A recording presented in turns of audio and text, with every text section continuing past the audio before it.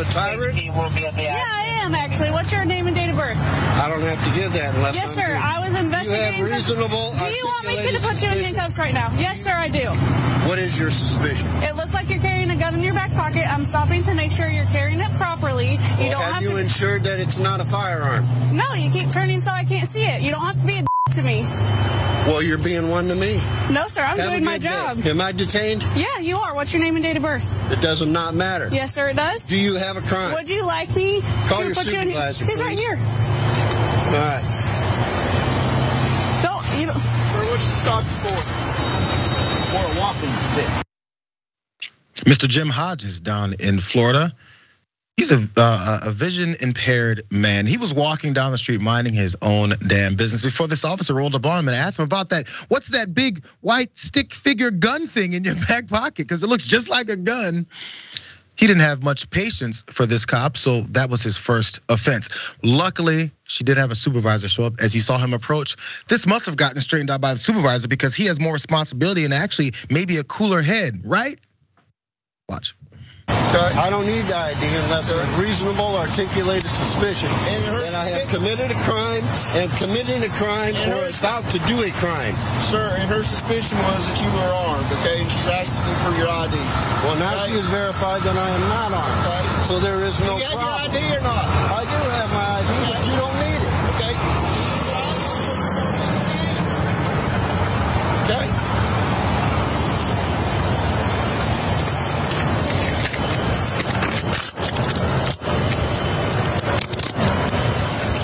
Where's your wallet at, sir? I don't have a wallet on me. Okay, where's your ID? Where's your ID? In my pocket. Which pocket? You are not allowed to search me.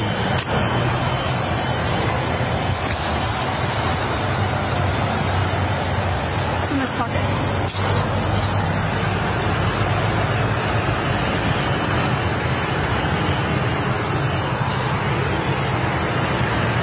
There you go. Thank you. I want your names and badge numbers.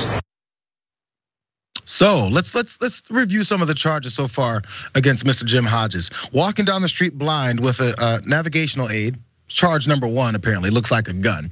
Not kissing a police officer's ass immediately once she starts becoming ass towards you, and also not providing identification when there's no reason for you to provide identification because you didn't do anything wrong. Suspicion of a walking device, a navigational device when you are visually impaired is the crime here.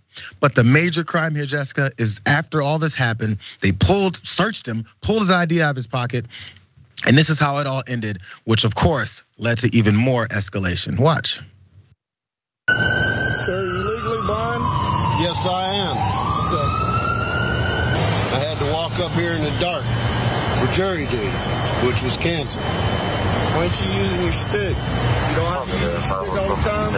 Not all the time. All right, Mr. Hodges. Was that hard? It's gonna be. I want your name and your badge number. You know what? Put me in jail for resisting. Okay. All right, let's go. I want your name and badge number too, sir. Have a seat. You gonna pick my property up, please? I sure will, after you have a seat. You wanna pull this out of my back pocket? Sure. Here, I'll grab your jacket for you too. So, toss him in the back of the squad car. Did you guys hear why? She said, that wasn't that hard, now was it? He goes, no, but it's about to get much tougher for you. I want your IDs and your badge numbers. Arrest him for resisting. Let's take a shot of this, the back of her squad car as she threw his stuff in there. She was still holding his money and everything. She just tossed it in the back in case people couldn't figure out exactly who this is. Because at the time that I was looking through this, the officers were unidentified. Maybe they've gotten to that point though. Another day in good police work, Jessica, huh? Yeah, this is so common. And it's also a masterclass in knowing your rights, right? Am I being detained? Am I free to go? What are you talking to me for? What is the reason? For them to say it looks like you have a firearm in your back pocket and that's not the proper way to open carry. Ridiculous. This is so common for a police officer to start talking to you, for them to give you an attitude, so you naturally give one back because you have no reason to give them any sort of respect when they are harassing you. And then they arrest you for resisting arrest. Like, that becomes the charge against you when you're being wrongfully arrested. None of this would hold up in court. Like, it's not allowed for them to go into your pocket. That's an unreasonable search and seizure. It violates your constitutional amendments. But this is how the police operate every single day, and it's totally legal for them to approach you, harass you, and then eventually arrest you for resisting arrest. Like, that's a valid charge they can have against you, even if you've done nothing wrong to warrant that arrest. Like, resisting arrest will hold up in court. It's ridiculous. This was a blind man. And to all of the people who have the thin blue line flags, but also the don't tread on me flags, the cognitive dissonance there doesn't make sense. You don't have a right to open carry a firearm if a police officer can shoot you if they see a gun, or if a police officer can harass you and then arrest you on the street because it looks like you have a gun. Like, these people will defend the police and talk about crime in many different ways and say we need to be tougher on crime. But these two beliefs that they have, that we have to support the police, but also we support us having rights and don't tread on me, they don't add up. It doesn't make sense. Because it's only the police oppression of people doesn't apply to the folks that support them. They go, well, they're not gonna do this to me until they do. Then you're like, what the hell? Did you guys know the police harass people? He came up and asked me for my ID and he had no reason to believe so. What are all these black people talking about? That's what all these folks are talking about. Not that Jim Hodges here is one of those people, but this is what they'll do to whoever they feel like is in that situation. And once someone says, get the hell away from me, he's resisting. You know, a lot of people who don't want to believe when women get assaulted or when black folks get racially profiled and assaulted by cops as well too. And they go, well, you know what?